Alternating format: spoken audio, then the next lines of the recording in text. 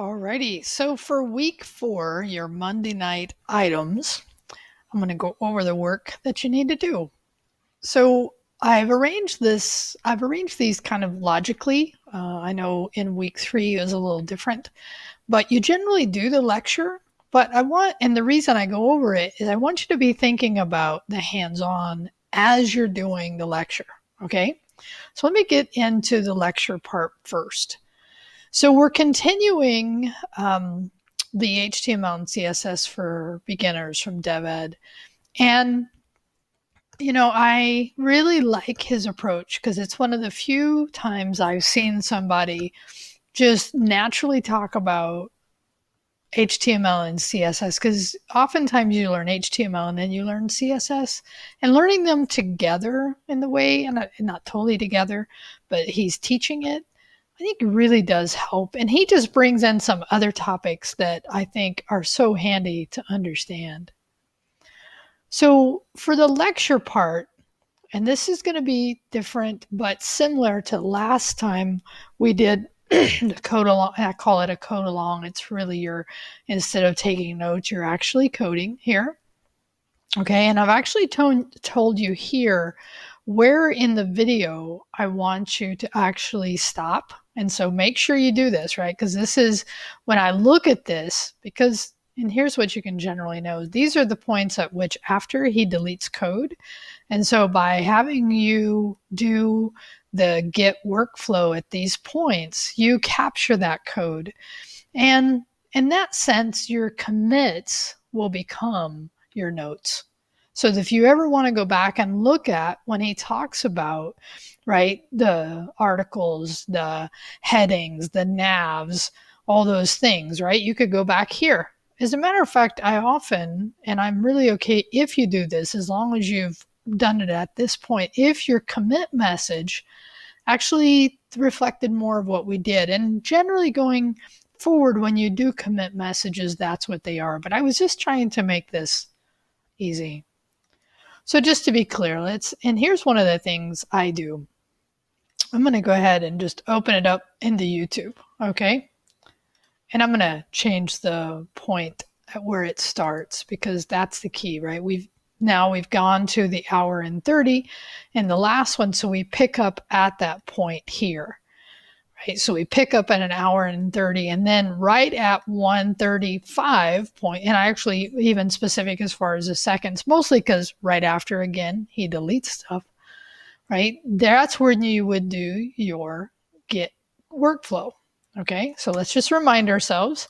Now, I'm going to show you this in a minute, and it's really fun to look at your code from a live server perspective. You don't have to do this, but I'll also show you the ways to do it. But what I'm going to do is actually just going to start, right, having another terminal open, and I'm just going to clear. So being in the folder that you're working in, right? So we're in public, we're in lecture. So I am hitting L tab, right? So it's actually private. Lecture, and then HTML and CSS. So what I'm doing there is I'm hitting, and I think I've shown you this, but the more command line benefits are quick things, productivity tools, the better. I'm going to do a list file here, right? So remember, right, is git status. Okay, so you can see what's modified, git add. Now remember, you can either do star or you can actually do the file names themselves. I had noticed today working with somebody, when you remove a file for whatever reason, you do actually have to specify the file itself when you're adding it into your repo. Okay, so it's git status, and remember, your up arrow will make your life easier. Your git add, I'm just going to kind of cycle through it now. It's going into my Python stuff, but I clear this. So git status, right? Git add, either star, git commit -m. Okay, and this is where, again, right, here's your code along, right? So once you get to that point in the video, again, be more specific here if you want about those messages, right? So git commit. Now I'm not going to because I'm beyond that point. Now at that point, you've committed them into your local repo. Once you're all done, all the way to here, so I should see 4 commit messages with the associated code that you're doing for these, okay? And then when you're all done, you can do git push. Now you can do git push at each point and then see if it's out on GitHub, but it's not until you do the git push, and I'm going to go ahead and show you this here, right, that I should see my changes that I've done, and here I can tell they are out on GitHub, right? So when you do git push, that pushes it to GitHub. Now, I'm also going to have you submit this a little differently, and this is more in line with my coding classes, so it's good to get used to it. So now that you're in this folder, if you hit history, you can actually see, now I played around and did this, but I should see, if you followed this correctly, right, I should see your 4 commits that you're doing here listed on GitHub. And so all you have to do is give me that link. So before I was having you give me a link to the folder itself, right, just by coming in here and then actually going in here. So just to be clear, this is what you were doing before, giving me this link. So I'm changing this by saying now on this directory, show me the commits here. All right. And that is really more the way, if you're working in teams, you really look at, oh, what code are they doing? And this really shows me that you're coding along. Okay. Now, a word about this, because it leads into our next topic, is that I ended up cutting this a little shorter. Like we started at 1:30.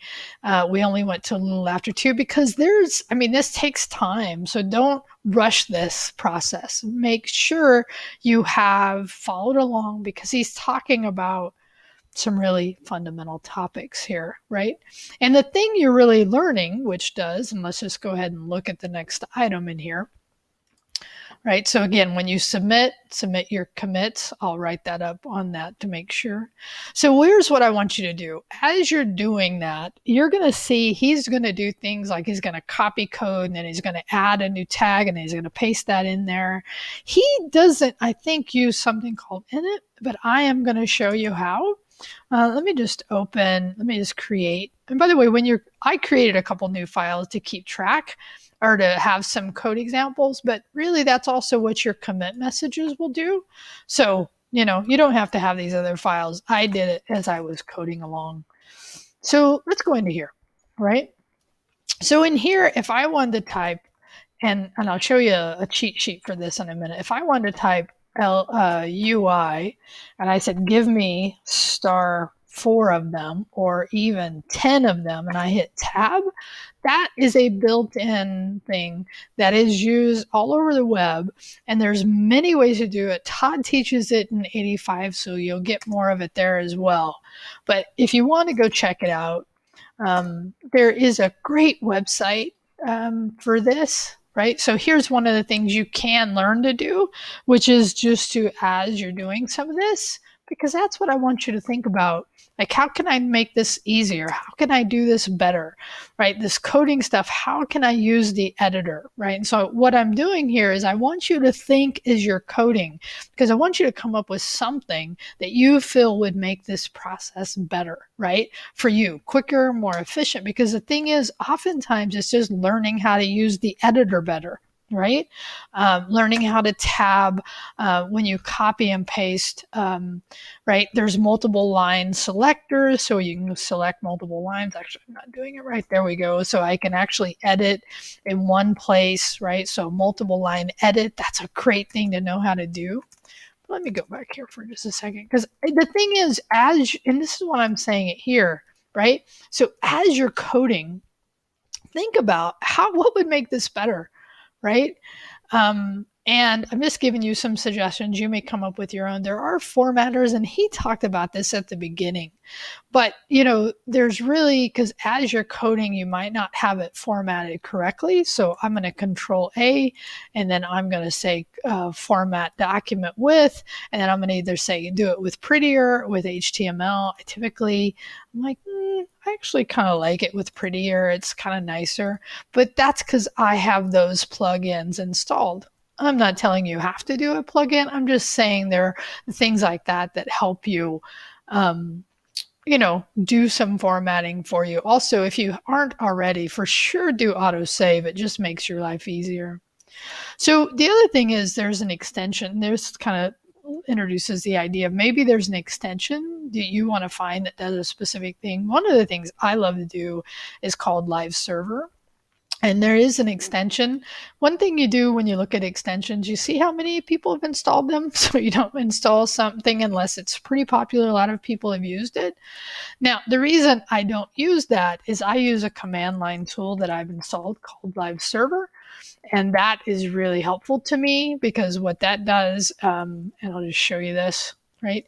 What this allows me to do is as soon as I change code, as soon as I modify code, it automatically shows up here. And that's where I can have both of those on my screen to look at them, right? So these are just a couple of things you can look at. Right? Doing what are quicker ways, right? Like, again, as you're following along with the lecture for this week, right? Think of things that you just think, that's a pain. I'm probably not doing that right. Go find something, do some research because, right? How to do something in VS Code. There's a lot of people using VS Code. Obviously, the person we're watching is using VS Code. I use VS Code. A lot of people do. Okay. So I'm not telling you what to find. I'm just telling you go find at least one example. Okay. All right. So now the other difference here is this week, I want you to do replies on the hands-on. I normally have you do replies on the current topics, but in this case, because I hope there's going to be some really good examples of people finding things that they used, right? And again, give us links to either articles or YouTube videos that show how to do that. Or if you want to, you're welcome to do a step-by-step, here's how I made that process quicker, because this is going to be really the more you become productive, efficient in coding, the less time you have to do it and the more productive you are. So this is a perfect time to think about that. Okay. So again, make sure you do your replies here. So the last item before I move on is actually something that was in the meta, the head section, and something that I think it's important to understand, which is UTF-8, which is a coding standard. And really this bleeds into a discussion, and there's ASCII and there's Unicode and why do we have them, but it's really just understanding this larger topic. So again, I want you to watch this video and then go out and do some research that helps you deepen your knowledge about this specific topics. He talks about a lot of things in here, but really it's all in the category of really this coding, character encoding standard. Okay, so again, no replies here, but you do need to provide articles. So you're providing links on both of these assignments. All right, I think that's it. I think what I will do now is let you go, and I will start looking at the next item due this week. Have a good one.